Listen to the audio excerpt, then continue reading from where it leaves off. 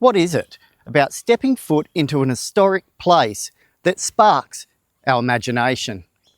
Is it the grand architecture, the untold stories, or the whispers of a life that's so different to our own?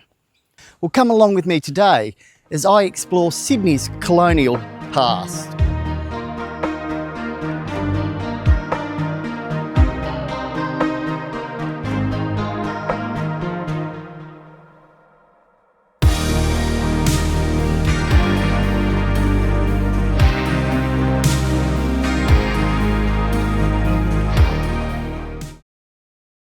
Vaucluse House is easily accessible by public transport.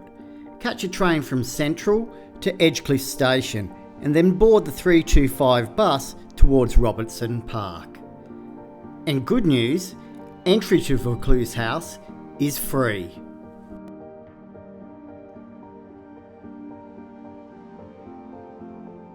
Built between 1803 and 1860, Vaucluse House is one of Sydney's oldest colonial estates, nestled in the picturesque suburb of Vaucluse. Its Gothic Revival style, sprawling gardens and lavish interiors were designed to make a statement, one that said, "We've made it." This was the home of William Charles Wentworth, one of Australia's most influential figures. Wentworth's story is as layered as the history of the estate itself, and it begins long before he called Vaucluse House home. William Charles Wentworth was born in 1790 to a convict mother and a father with a somewhat checkered reputation. Not the best background for climbing Sydney's social ladder, but Wentworth was not the sort of man to let that hold him back. He became an explorer, a lawyer and a politician, and helped to write New South Wales Constitution. He was the type of man that would seize every opportunity and was not afraid to ruffle a few feathers along the way. And we start our journey today in the working heart of the house.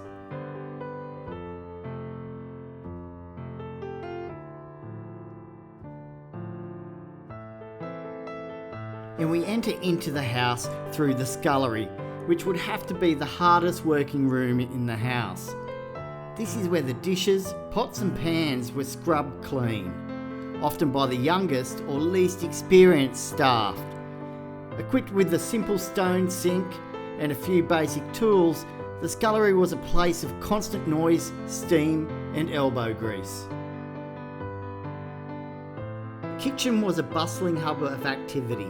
Meals for the Wentworth family and their many guests were prepared here daily, using fresh produce from the estate's garden and dairy. A large wood-burning stove provided the heat for cooking, and copper pots and pans lined the walls ready for the next feast.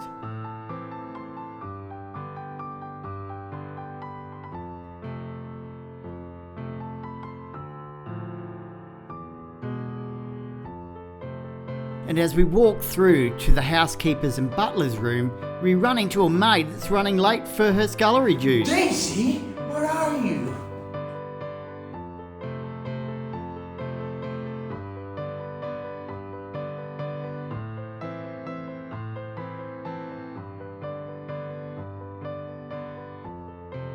The staff quarters were located up these stairs, but these are not accessible to the public.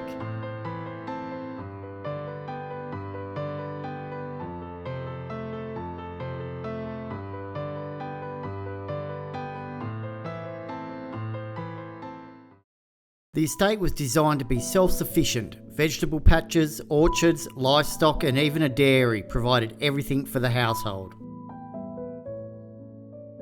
When Wentworth acquired the property in 1827, it was a modest farmhouse. Over the next 3 decades, he transformed it into one of the most impressive estates in the colony.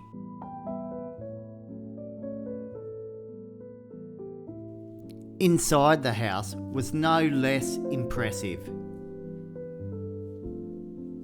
The drawing room at Vaucluse House was the heart of the home's social life. This is where the Wentworth family entertained their guests, showcasing their wealth and refinement.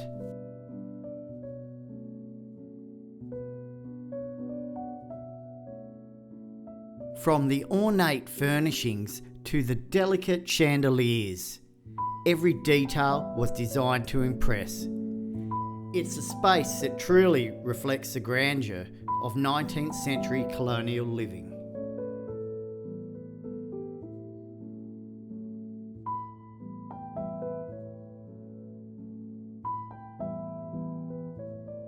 The formal dining room was a place where Wentworth could show off his status to his guests. Its high ceilings and attention to detail weren't just decorative, they were statements of power and success.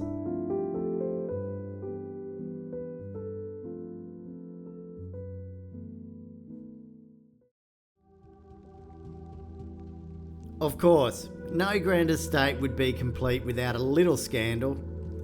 Wentworth's marriage to Sarah Cox, a woman from a very similar convict background, raised eyes in the colonial society. Despite their wealth and success, the couple often found themselves excluded from Sydney's elite circles, and Wentworth didn't make things easier for himself. His bold political moves, outspoken nature, and occasional shady land deals made him a controversial figure. But instead of hiding away, he doubled down. Vaucluse House became his fortress, literally and figuratively. A place to showcase his success while shielding his family from the gossip of the upper class. The Wentworths had 10 children, so the life here was as lively as you can imagine. The children spent their days exploring the gardens, riding horses, and even helping with small chores around the estate. And the most important room in the house, the toilet. These were the second set of flushable toilets in Sydney, and by flushable, I mean a maid takes it away. Next we'll head back outside and underground.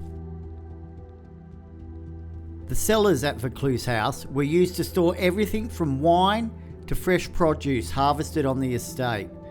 Cool and dark, they were essential for keeping food fresh before refrigeration even existed.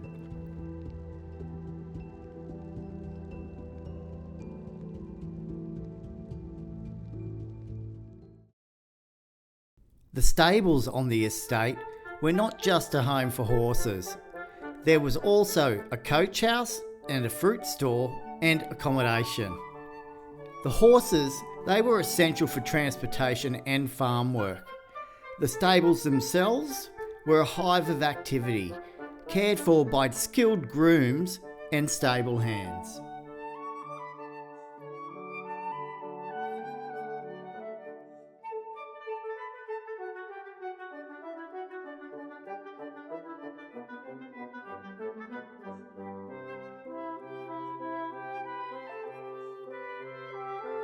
And that brings us to the last place we're checking out today, the laundry.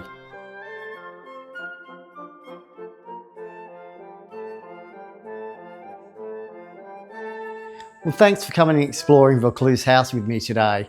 If you enjoyed it, then please like and subscribe and follow us on Instagram at DestinationsDino. If there's someone you want me to explore, then let me know in the comments and I'll check it out. Until next time, keep adventuring and keep exploring. And just remember that your next destination is only a Dino away. See you guys.